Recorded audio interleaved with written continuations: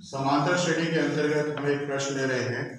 प्रश्न में हमें दिया हुआ है कि कोई एक समांतर श्रेणी है जिसके n पर 2n तथा 3n पदों के योगफल क्रमशः s1, s2 तथा s3 है। तो हमको सिद्ध करना है कि s3 बराबर 3s2 माइनस s1 होगा। तो यहाँ पे देखिए समांतर श्रेणी क्या है, एक ही है। हम इसमें मान लेते हैं,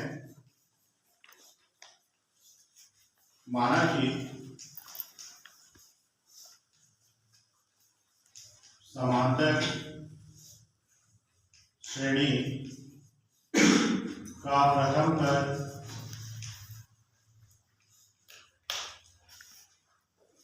ए तथा सर्वांतर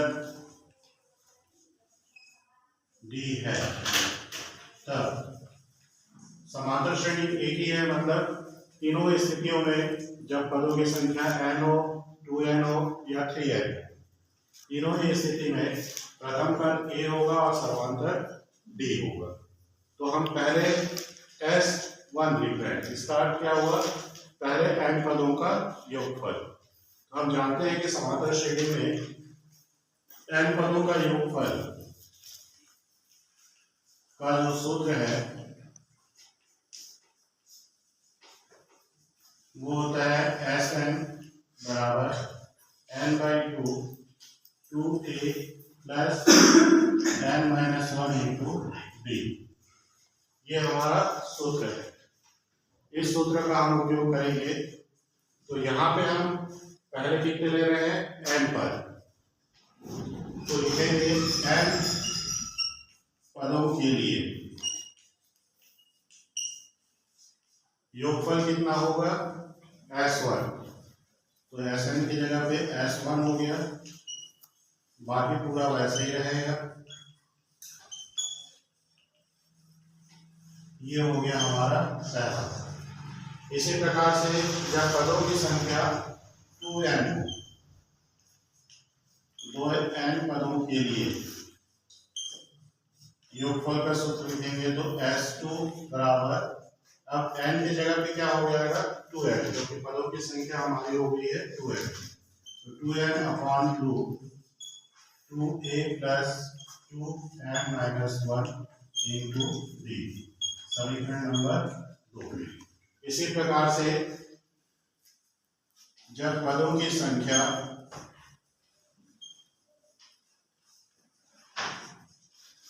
n है, तो 3n पदों के लिए योगफल जो होगा वो होता है, दिया हुआ है S3। तो n की जगह पे 3n upon 2 2a plus n minus 1 into d, और पदों की संख्या 3 है तो 3n माइनस 1 हो जाएगा। तो इस तरह से ये हमारा समीकरण नंबर 3 आ गया। ये हमारे 3 समीकरण निकल गए, S1, S2, S3। अब कंडीशन हमारा जो है, इसको देखना है, ये सिद्ध होना चाहिए। तो इसके लिए हम क्या करते हैं कि 3s2 माइनस s1 करते हैं। तो यहाँ पे देखिए s2 का मान भी निकला हुआ है और s1 का भी मान निकला हुआ है। इन दोनों मान को हम यहाँ पे रखेंगे। तो ये हो जाएगा 3, मान रखते हैं S2 का मान यहाँ से, ये हो जाएगा 2n अपॉन 2, फिर 2a plus 2n minus 1 into d, और उसके बाद है S1। तो S1 वाला है n/2 2a plus n minus 1 into d।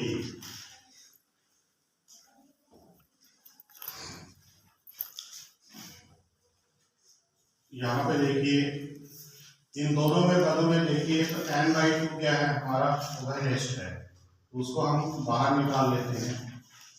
तो हमारे पास यहाँ बचेगा 2a plus 2n minus 1 into b। इसी प्रकार से यहाँ पे भी n बाई 2 बाहर निकल गया तो हमारे पास यहाँ बचा 2a, ऋण चिन्ह का गुणा कर लेते हैं n minus 1 into bracket open करते हैं इसको, ये हो गया 3 n बाई 2, ये गुणा होगा तो 4a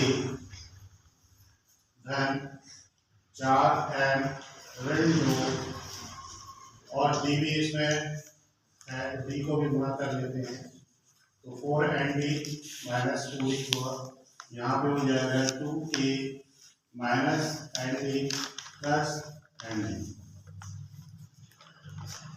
3n बाई 2, यहाँ पे देखिए 4a है और यहाँ पे ऋण 2a है तो ये हल होगा तो ये हो जाएगा 2a प्लस यहाँ पे देखिए 4nd है और यहाँ पे माइनस nd, एक कट जाएगा तो ये कितना हो जाएगा 3nd, यहाँ माइनस 2d है, ठीक है, यहाँ पे 1d, यहाँ पे माइनस 2d है और यहाँ पे प्लस d है तो ये कितना बच गया माइनस d।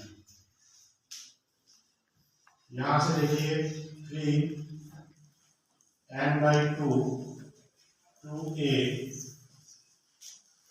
प्लस यहाँ पे देखिए क्या कॉमन है, d कॉमन है, d को बाहर निकाल लीजिए तो d निकालने के बाद हमको जो मिला है उसको अगर हम ध्यान से देखें तो यहाँ से लेकर यहाँ तक को देखिए तो ये आपको 3n by 2 2a plus 3n minus 1 into D मिल रहा है और ये पूरा पूरा किसके बराबर है, S3 के बराबर है, तो ये आपका S3 मिल गया। तो हमने क्या यहाँ पर सिद्ध किया, अच्छा S3 बराबर 3 S2 माइनस S1, ये हमारा सिद्ध हो गया और यही प्रश्न हमसे छा भी रहा है।